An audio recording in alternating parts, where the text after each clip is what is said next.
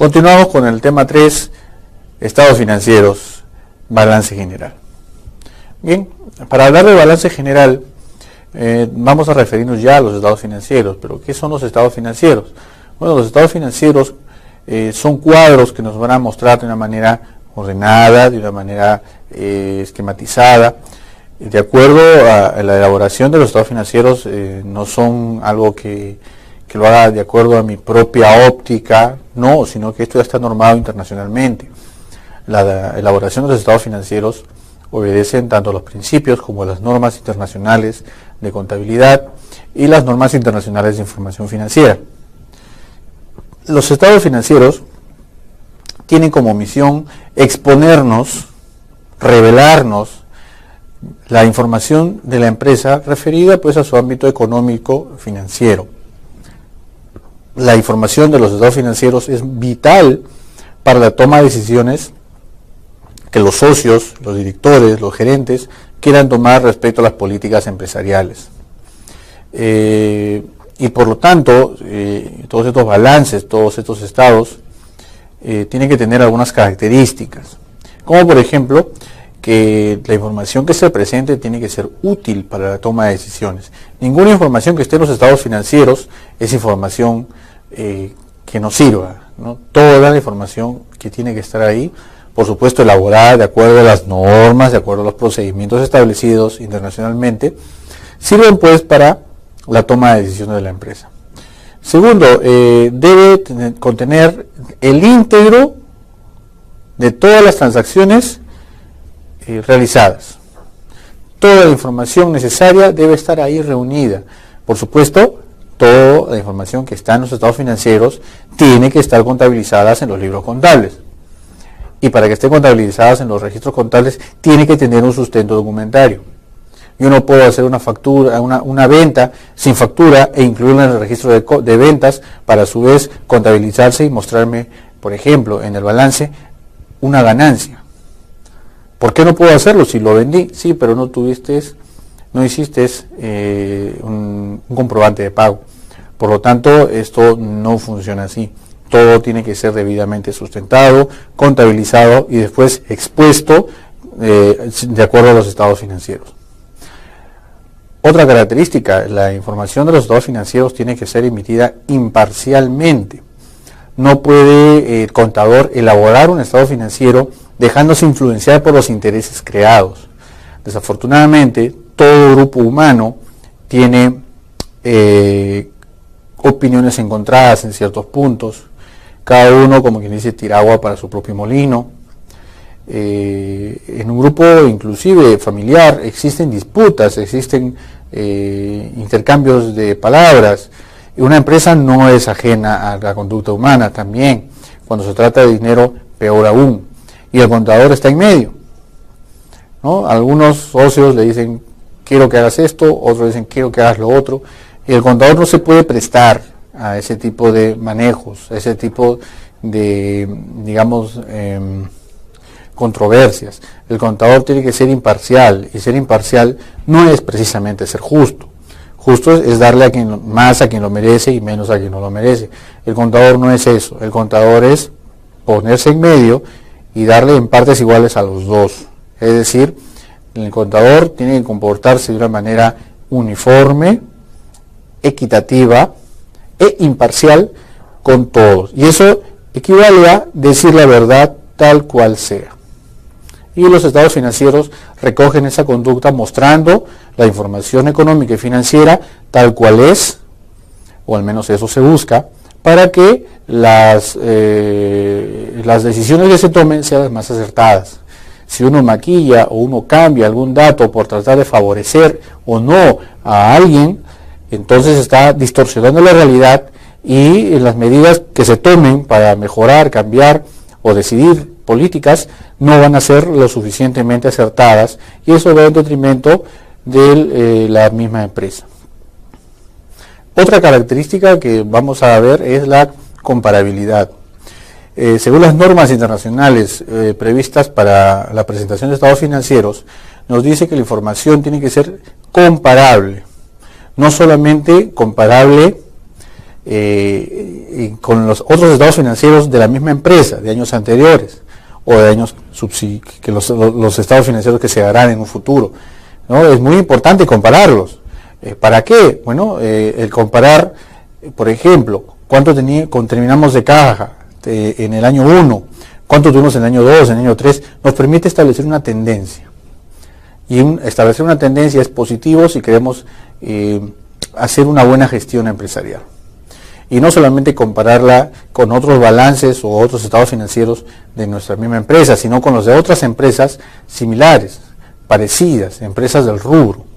La comparación de estados financieros es una práctica frecuente y es una práctica buena que permite sacar valiosas conclusiones para el desarrollo empresarial. Luego vemos la comprensibilidad, es decir, un estado financiero no solamente tiene que estar ahí, sino que tiene que estar de modo comprensible para que los usuarios se beneficien de la información que contengan. Luego, otra característica es la verificabilidad, es decir, todos los datos, toda la información que contiene un estado financiero son perfectamente comprobables, verificables. ¿Con qué? Son verificables con la documentación sustentatoria. Como lo repito, una información que está en el estado financiero previamente tiene que estar en los libros contables, y para que esté en los libros contables previamente ha tenido que tener un sustento documentario. Esta información se recoge aquí en los estados financieros y le confiere a los estados financieros una característica más. Y luego tiene que ser confiable.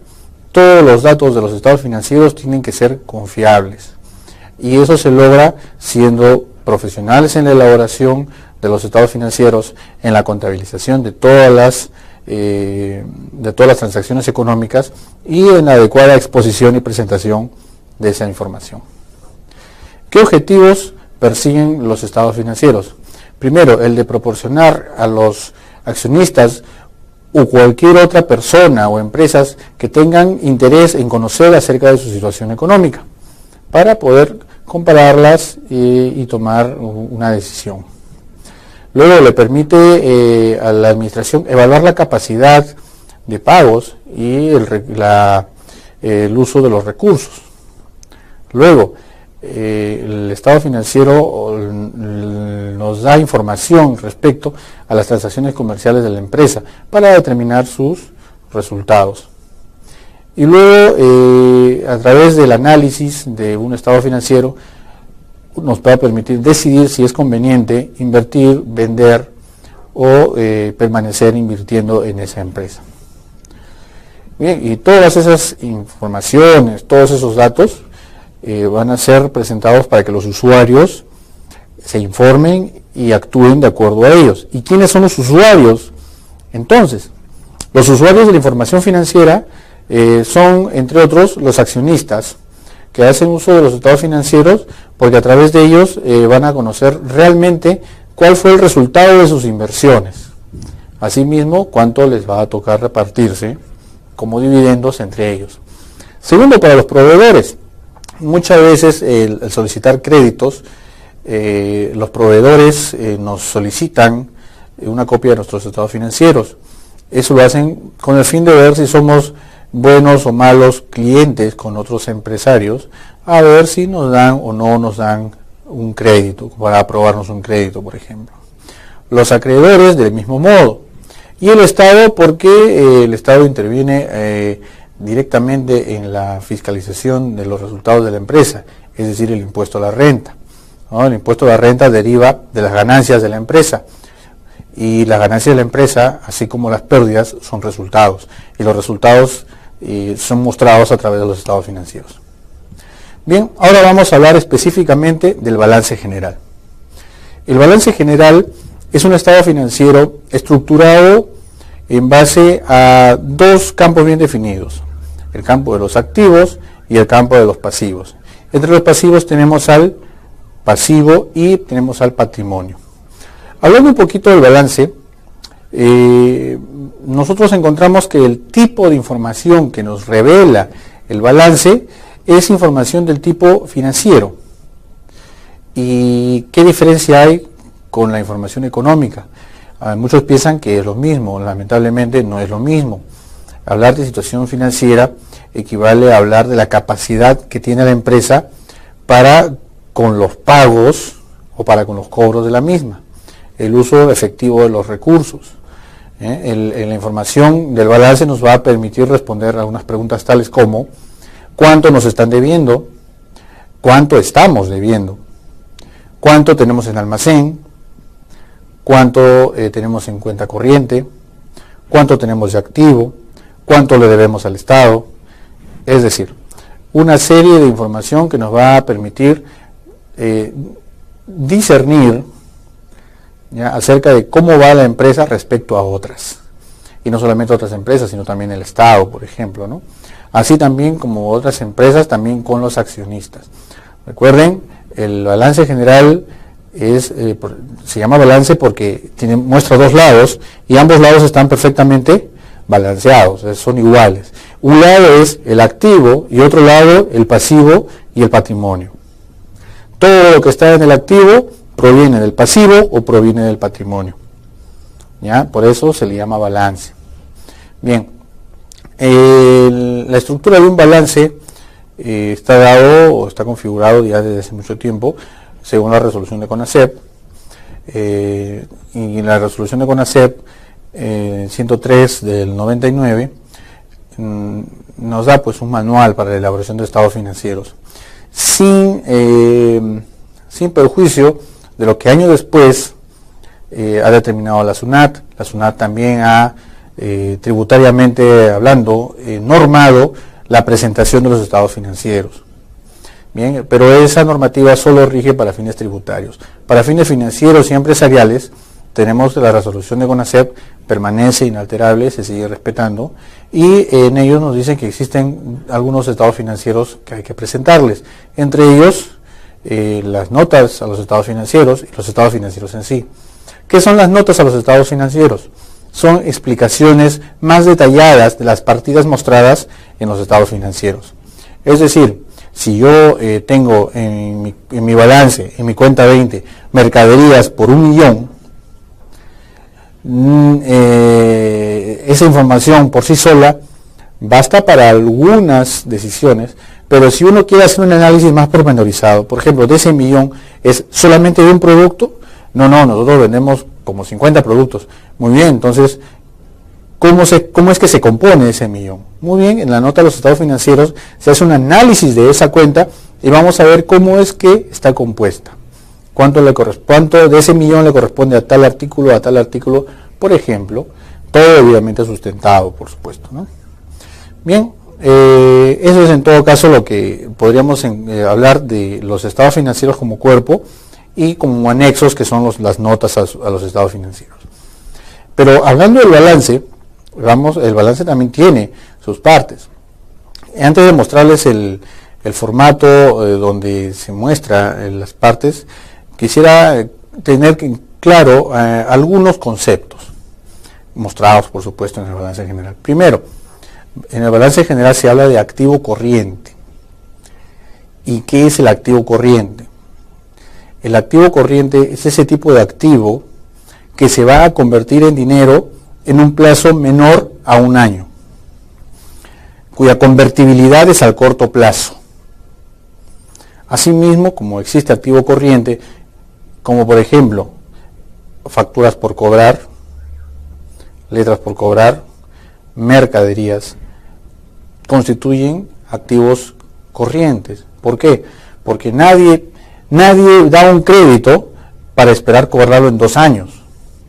Por lo general un crédito se cobra a los pocos meses. Nadie compra una mercadería con la ilusión de venderlo o con la intención de venderlo en 3 años.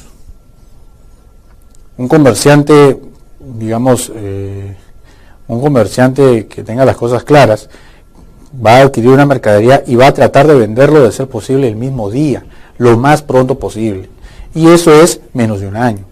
Entonces, la transformación del dinero en sólido, que es la mercadería, al dinero líquido, que es el dinero, ese lapso de tiempo es menos de 1 año, entonces es activo corriente. Y así como hay activo corriente, también tenemos activo no corriente. ¿Y cuál es el activo no corriente? ¿A qué nos referimos con activo no corriente? A aquellos activos cuya convertibilidad a efectivo se va a realizar en un periodo superior a un año. ¿Qué tenemos aquí, por ejemplo? Tenemos los valores, tenemos fundamentalmente los activos inmovilizados, los inmuebles, maquinarias y equipos. Nosotros compramos un camión, digamos, no para venderlo en un año, pero los activos inmovilizados se pueden vender, sí se pueden vender, pero no es la intención de la empresa comprar un camión para venderlo a los 2 meses, 3 meses, ¿no? Sino de tenerlo la mayor cantidad de tiempo posible, la mayor cantidad de tiempo, años. Es por eso que el activo inmovilizado se considera pues activo no corriente. También viene en el activo no corriente las deudas que nos tengan a nosotros, lo que tengamos que cobrar en un periodo superior a un año. ¿Y qué no era que las deudas por cobrar eran siempre al corto plazo? Bueno, la mayoría, pero existen deudas, por ejemplo, las deudas refinanciadas, en que se acerca un cliente y me dice, ¿sabe qué, señor? Yo le voy a pagar esta deuda, pero de aquí a 2 años. Quiero pagarle y puedo pagarle de este modo. Perfecto, entonces yo voy a tener una deuda cobrable todos los meses en los próximos 2 años. Eso significa que tengo 2 partes. Una parte de la deuda que voy a cobrar en menos de un año y la otra parte que voy a cobrar en más de un año. Lo que voy a cobrar en menos de un año va en el activo corriente y lo que voy a cobrar en más de un año va en el activo no corriente. La parte que se cobra después de un año es activo no corriente. Bien, así como tenemos activo corriente y no corriente, tenemos pasivo corriente y no corriente. ¿Qué es el pasivo corriente? Son las obligaciones, compromisos y deudas de la empresa que se van a pagar, que van a ser honradas en un periodo inferior a un año. Por ejemplo, los tributos. No consigo al Estado no cobrándote un monto debido a un tributo en año y medio, ¿no? En cuanto lo detecta te lo cobra. Tenemos las remuneraciones al personal. Ningún trabajador te va a esperar que le pagues 2 años. Eso es de inmediato. ¿Ya? Lo que sí puede ser a largo plazo son las deudas por el Estado, por ejemplo, cuando se trata de fraccionamientos. Los fraccionamientos muchas veces se hacen por 3 años, por 4 años. Entonces tenemos una deuda a largo plazo. Esa deuda a largo plazo que se va a pagar en un periodo superior al de un año, eso sí va en la parte no corriente del pasivo. El resto va en la parte corriente. Bien, asimismo también tenemos, si tenemos deudas con proveedores que ya están, digamos, aceptadas en que le vamos a pagar en año y medio, 2 años, ahí también tenemos un pasivo a largo plazo. Bien, dadas estas apreciaciones, ahora vamos a hablar por último del patrimonio. Y no por ser lo último es lo menos importante, sino lo contrario, es lo más importante. El patrimonio constituye el conjunto de aportes de los socios o del propietario, si se trata de una sola persona, que están invertidos en el activo y que van a generar toda esta ganancia y que va a ser motivo del trabajo y la riqueza de la empresa. Además de los aportes de las empresas, de los accionistas, están también los resultados, es decir, las ganancias van a aumentar el patrimonio y las pérdidas van a disminuirlo. Asimismo también tenemos las reservas y las utilidades que se reciban y que no se repartan entre los socios. Bien, ahora que ya tenemos explicado estos conceptos bastante importantes, vamos a desarrollar el ejemplo. Bien, en el caso del ejemplo vamos a tomar siempre los saldos que nosotros hemos manejado a lo largo de todo este curso, a lo largo de todos los temas. Tenemos el balance de comprobación, donde ya hemos encontrado pues el saldo y todos los datos que están ahí consignados. Vamos a tener que vaciarlos al formato 3.1, libro de inventario y balances, balance general. Este formato que ya les voy a presentar a continuación está diseñado por la Superintendencia Nacional de Administración Tributaria, SUNAT, de una manera ya estandarizada. ¿Ya? Y así como también dentro de estas columnas que nos muestran, hay algunas como, por ejemplo, la de inmuebles, maquinaria y equipo, que se muestran ya deducidas de la depreciación. ¿A qué me refiero? Por ejemplo, el estado financiero, el balance presentado con ACEP te brinda dos opciones.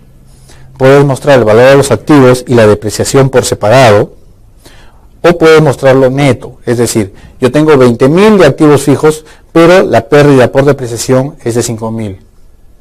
O puedo decir, yo tengo simplemente 15.000.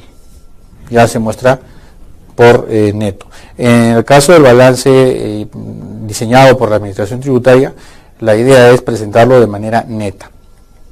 Bien, tenemos en pantalla el libro 3.1, Inventario de Balances, Balance General.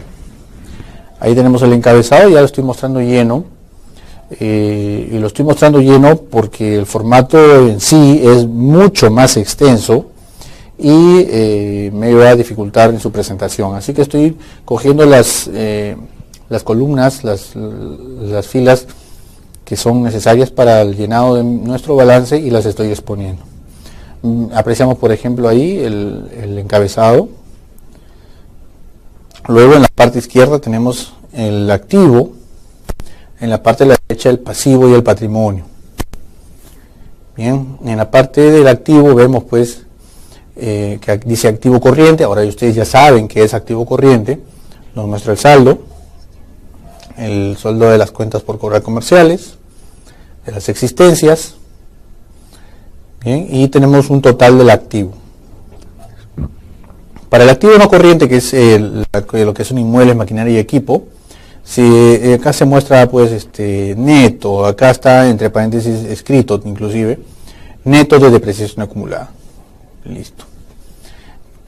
Abajo en la parte inferior dice total del activo y nos muestra el total del activo corriente más el pasivo no corriente, más el activo no corriente, disculpen. Ahí está. Por el lado derecho tenemos lo contrario, tenemos el pasivo corriente, o sea, todas las obligaciones a pagar dentro de un año. Ahí mostramos todo lo que tenemos de pasivo por pagar en menos de un año, recogidos del balance de comprobación. Luego tenemos pasivo no corriente, pero no hay pasivo no corriente. Se escribe así, no hay. Luego tenemos pues el patrimonio neto, donde mostramos el capital de la empresa y los resultados acumulados. El total del pasivo del patrimonio y el total del activo son iguales. Por lo tanto, este estado financiero, este balance está perfectamente balanceado. Bien, jóvenes, espero que hayan comprendido el manejo de un balance. Espero que haya sido de provecho suyo. Les invito pues a que investiguen más del tema, que profundicen acerca de su elaboración y de su análisis. Será hasta el próximo tema. Muchas gracias.